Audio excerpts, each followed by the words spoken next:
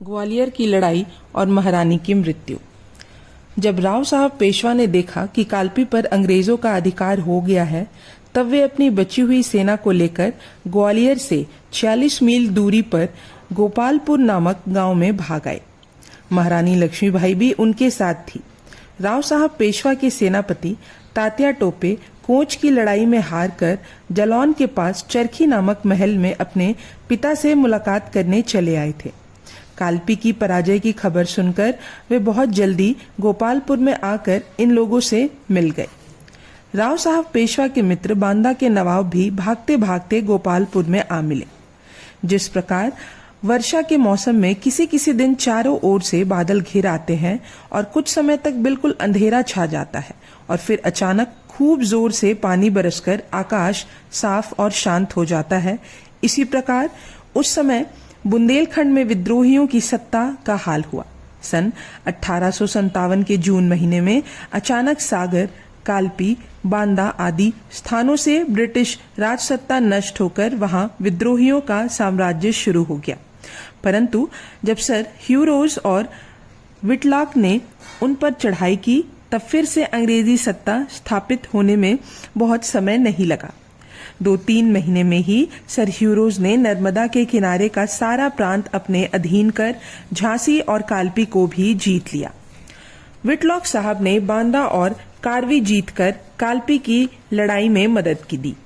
Major Robert ने राजपुताना से colonel Smith को एक नई पलटन देकर यमुना के पश्चिमी किनारे पर भेजा। इसके अलावा सरकारी अधिकारियों ने जगह जगह विद्रोहियों के दबाने के लिए सेनाएं नियत की थी। इस प्रकार धीरे धीरे सारा बुंदेलखंड उनके हाथ से चला गया। झांसी और कालपी के बड़े किले, प्रचंड तोपें और अनगिनत युद्ध सामग्री अंग्रेजों को मिल गई और अंत में बहुत सारी सेना भी नष्ट हो गई।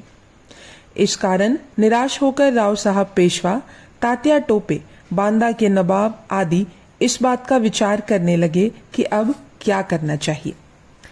इन सब लोगों के लिए यह बहुत कठिन समय था।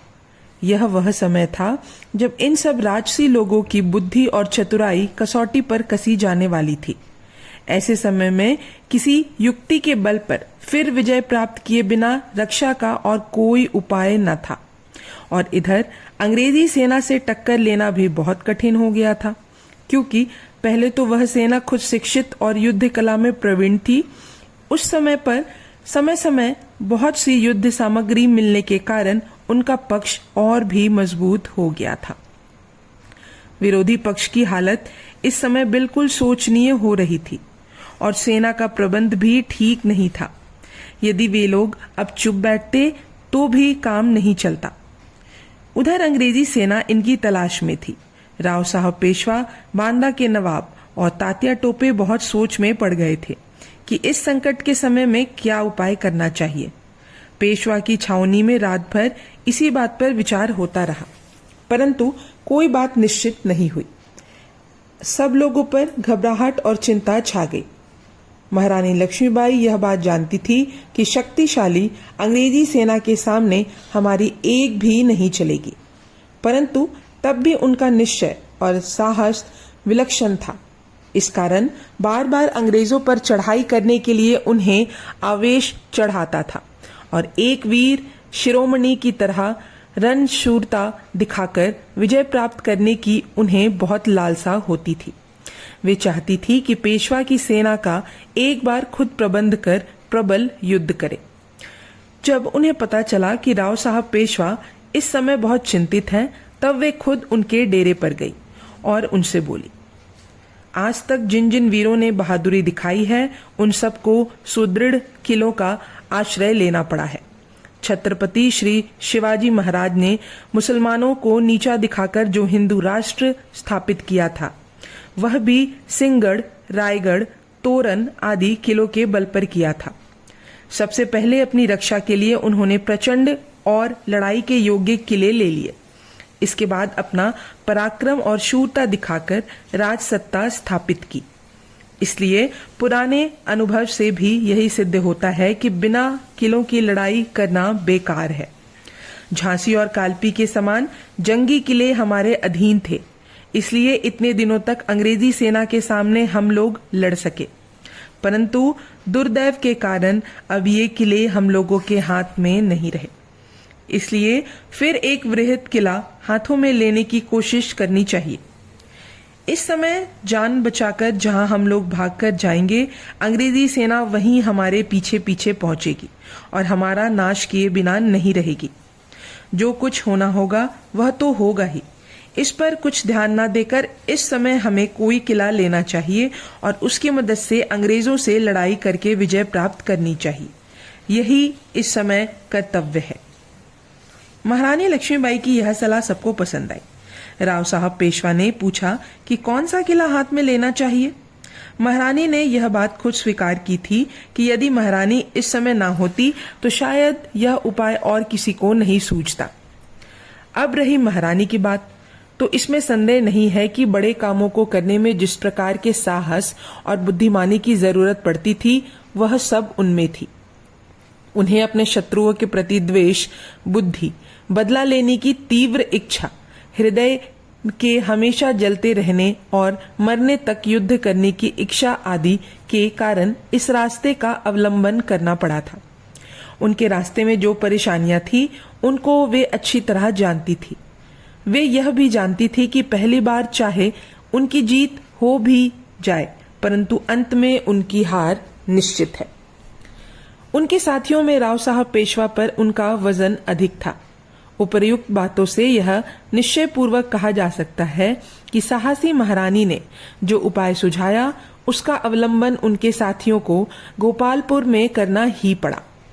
महारानी की युक्ति राव साहब पेशवा को बहुत पसंद आई। इसके लिए उन्होंने महारानी लक्ष्मीबाई की बहुत प्रशंसा की। उस समय तात्या टोपे भी वहां मौजूद थे। महारानी की बात का उन्होंने पूरी तरह से अनुमोदन किया। तात्या टोपे अनेक बार गुप्त तरीके से ग्वालियर गए थे। इस कारण उनको वहां के दरबार और सेना का हाल अच्छी तरह मालूम था। उनको यह मालूम हो गया था कि इस धावे में पेशवा को कितना यश प्राप्त होगा। महारानी का प्रस्ताव सबकी अनुमति से पास हो गया और ग्वालियर पर चढ़ाई करने की तैयारियां शुरू की गई। महारानी की यह युक्ति बहुत चतुराई और महत्व की थी। जब पेशवा की सेना के सरदारों को यह बात पता चली तब उन्हें भी कुछ विजय प्राप्त करने की आशा हुई और उत्साह मिला।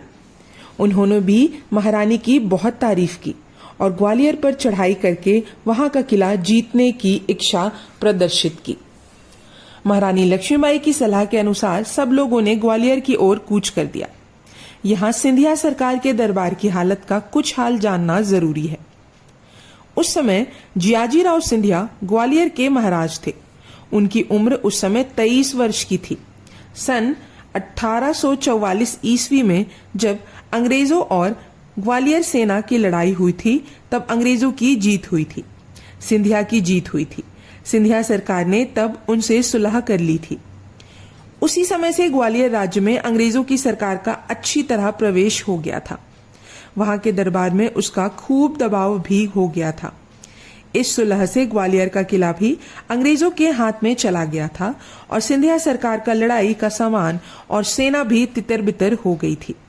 हालांकि सन 1853 में महाराज जियाजीराव का रियासत का पूरा अधिकार मिल गया था, फिर भी उसका सारा इंतजाम रेजिडेंट के अनुसार चलता था। महाराज जियाजीराव बहुत बुद्धिमान आदमी थे। महाराज की ओर से श्रीयुत दिनकर राव राजवाड़े राजकार्य करते थे। वे राजकार्य करने में बड़े निपुण और व्यवहार में कुशल थे। उन्होंने रेजिडेंट से मिलकर राज्य का अच्छा सुधार किया था। मई महीने में जब मेरठ और दिल्ली आदि स्थानों में खुल्लम खुल्ला विद्रोह हुआ और अंग्रेजों की हार हुई तब इसकी खबर ग्वालियर में भी पहुंची। ग्वालियर में अंग्रेज सरकार की कंटिजेंट सेना थी और खुद सिंधिया सरकार की 10,000 सेना थी। अंग्रेज सरकार के विरुद्ध सारी सेनाओं का मन बिगड़ रहा था। यह बात निश्चिंत नहीं थी कि यह सारी सेना कब विरोधियों से जा मिले। इन्हीं दिनों में अंग्रेज सरकार ने बहुत सी रियासतें ब्रिटिश राज्य में मिला ली थी, इसलिए लोगों का असंतोष और भी बढ़ रहा था। इसी असंतोष में कारतूसों की चर्बी से हिंदू धर्म के विध्वंस का जोश भी लोगों में एकदम से फैल गया। थोड़े ही समय में अंग्रेजी राज्य के विरुद्ध लोगों के मन में खराब हो गए। ग्वालियर दरबार में भी अराजकता फैल गई और पुराने सरदार और राजनीतिज्ञ अंग्रेजी राज्य पद्धति के खिलाफ हो गए। मेरठ और दिल्ली में विद्रोहियों की जीत देखकर उत्तर भारत में बहुत जगह की सेनाएं विद्रोह करने के लिए तैयार हो गई। यह देखकर सिंधिया सरकार ने खुद अपने पास के लोगों को लेफ्टिनेंट गवर्नर की रक्षा के लिए बहुत जल्दी आगरा रवाना किया और मराठी सेना की एक टुकड़ी इटावी भेज दी। इतना ही नहीं बल्कि उन्होंने ग्वालियर की कंटिजेंट सेना को नाराज देखकर वहां के यूरोपियन को बचाने की बहुत कोशिश की। तारीख 28 जून को वहां की सेना एकदम भड़क उठी। उसने खुल्लम खुल्ला विद्रोह करना शुरू कर दिया। अंग्रेजी छावनी में आग लगा दी और major Black, sheriff captain Hawkings और स्टुअर्ट आदि अंग्रेजों को मार डाला। कप्तान मैकफरसन यह सब पता चलते ही बहुत जल्दी फुलबारा में सिंधिया सरकार के महल में आए और तय किया कि रेजिडेंसी के सारे यूरोपियन लोगों को स्त्री बच्चों सहित बहुत सारी सेना के साथ आगरा भेज देना चाहिए।